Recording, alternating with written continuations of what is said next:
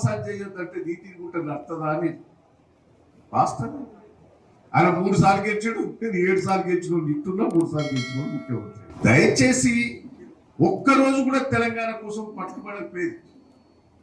నాకు కేసీఆర్ గారు పిలిచి ఒకటే అన్నాడు, దయాకర్ నువ్వు తెలుగుదేశంలో ఉన్న నాకేం ఇబ్బంది లేదు, కానీ చంద్రబాబు గారితో ఒక లెటర్ తీసుకురా, తెలుగుదేశం అనుకూలంగా ఉన్నది అంటేనే కాంగ్రెస్ వాళ్ళు ఇచ్చేటట్టు ఉన్నదని ఓ బదనం పెడతానంటే నేను చంద్రబాబు గారి దగ్గరికి పోయి లెటర్ ఇవ్వకపోతే రేపు 12 మంది ఎమ్మెల్యేలు రిజైన్ చేస్తామని బెదిరిస్తే ఆ రోజు లెటర్ ఇచ్చాడు.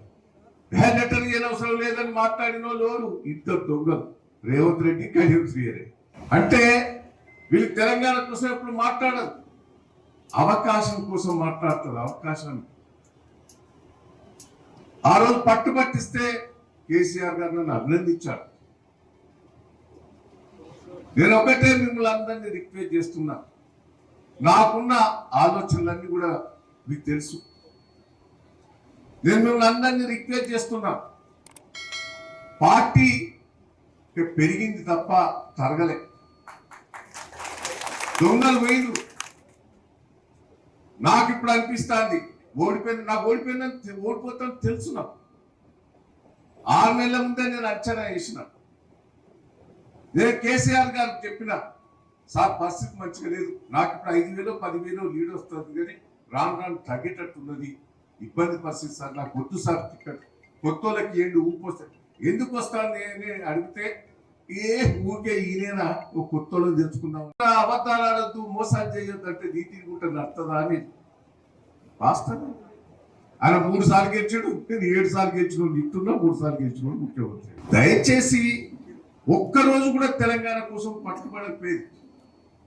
నాకు కేసీఆర్ గారు పిలిచి ఒకటే అన్నాడు, దయాకర్ నువ్వు తెలుగుదేశంలో ఉన్న నాకేం ఇబ్బంది లేదు, కానీ చంద్రబాబు గారితో ఒక లెటర్ తీసుకురా, తెలుగుదేశం అనుకూలంగా ఉన్నది అంటేనే కాంగ్రెస్ వాళ్ళు ఇచ్చేటట్టు ఉన్నదని ఓ బదనం పెడతానంటే నేను చంద్రబాబు గారి దగ్గరికి పోయి లెటర్ ఇవ్వకపోతే రేపు 12 మంది ఎమ్మెల్యేలు రిజైన్ చేస్తామని బెదిరిస్తే ఆ రోజు లెటర్ ఇచ్చాడు. లెటర్ ఇవ్వని అవసరం లేదని మాట్లాడిన వాళ్ళు ఇద్దరు దొంగలు, రేవంత్ రెడ్డి, కళ్యాణ్ శ్రీహరి.